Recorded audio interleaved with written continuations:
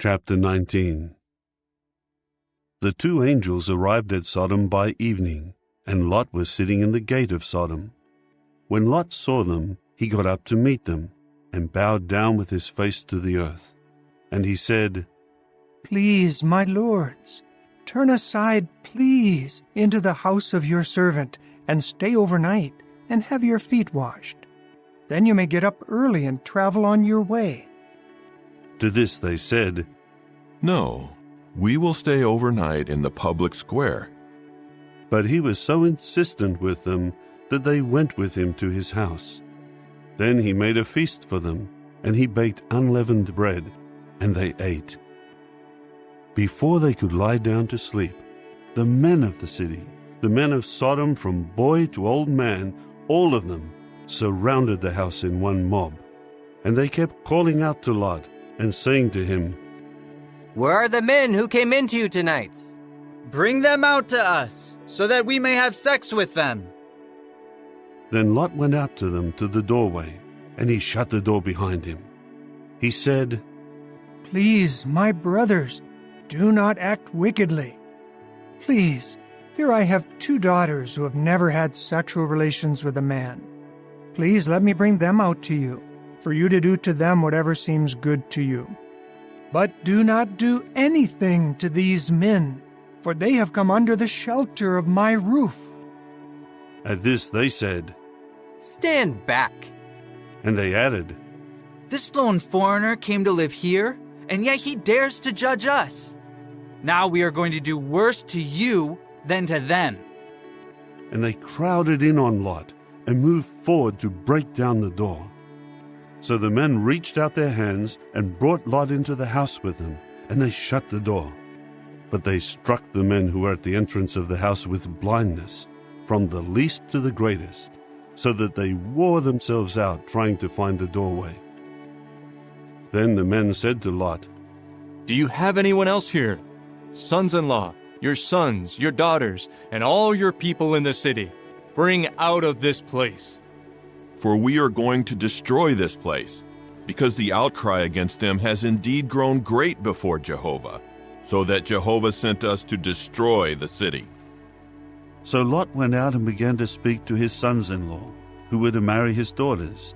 And he kept saying, "Get up, get out of this place, because Jehovah will destroy the city." But to his sons-in-law he seemed to be joking. As dawn was breaking, the angels became urgent with Lot, saying, Get up! Take your wife and your 2 daughters who are here with you, so that you will not be swept away in the error of the city. When he kept lingering, then because of Jehovah's compassion for him, the men seized hold of his hand, and the hand of his wife, and the hands of his 2 daughters, and they brought him out and stationed him outside the city.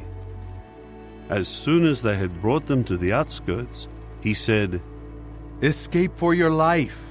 Do not look behind you, and do not stand still in any part of the district. Escape to the mountainous regions so that you may not be swept away." Then Lot said to them, "Not there, please, Jehovah. Please now, your servant has found favor in your eyes, and you are showing great kindness to me by preserving me alive. But I am not able to flee to the mountainous region, because I am afraid that disaster may overtake me, and I will die. Please now, this town is nearby, and I can flee there. It is only a small place. May I please escape there? It is only a small place. Then I will survive." So he said to him, "Very well. I will also show you consideration by not overthrowing the town you speak of. Hurry, escape there, because I cannot do anything until you arrive there." That is why he named the town Zoar. The sun had risen over the land when Lot arrived at Zoar. Then Jehovah made it rain sulfur and fire on Sodom and Gomorrah. It came from Jehovah, from the heavens. So he overthrew these cities, yes, the entire district, including all the inhabitants of the cities and the plants of the ground. But Lot's wife, who was behind him, began to look back, and she became a pillar of salt. Now Abraham got up early in the morning and went to the place where he had stood before Jehovah. When he looked down towards Sodom and Gomorrah and all the land of the district, he saw quite a sight. There was dense smoke rising from the land, like the dense smoke of a kiln. So when God destroyed the cities of the district, God kept Abraham in mind by sending Lot out from the cities he overthrew, the cities where Lot had been dwelling. Later, Lot went up from Zoar with his 2 daughters and began living in the mountainous region, because he was afraid to live in Zoar. So he began living in a cave with his 2 daughters.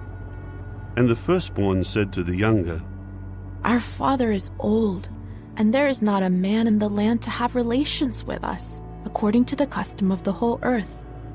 Come, let us give our father wine to drink, and let us lie down with him, and preserve offspring from our father."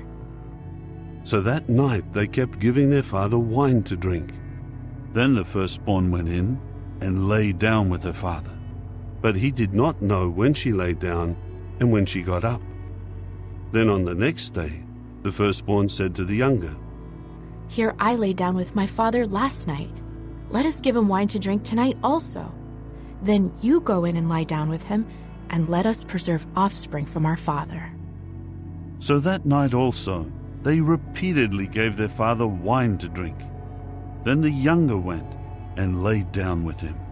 But he did not know when she lay down and when she got up. So both daughters of Lot became pregnant by their father. The firstborn gave birth to a son and named him Moab. He is the father of the Moabites of today. The younger also gave birth to a son, and she named him Ben-Ammi. He is the father of the Ammonites of today.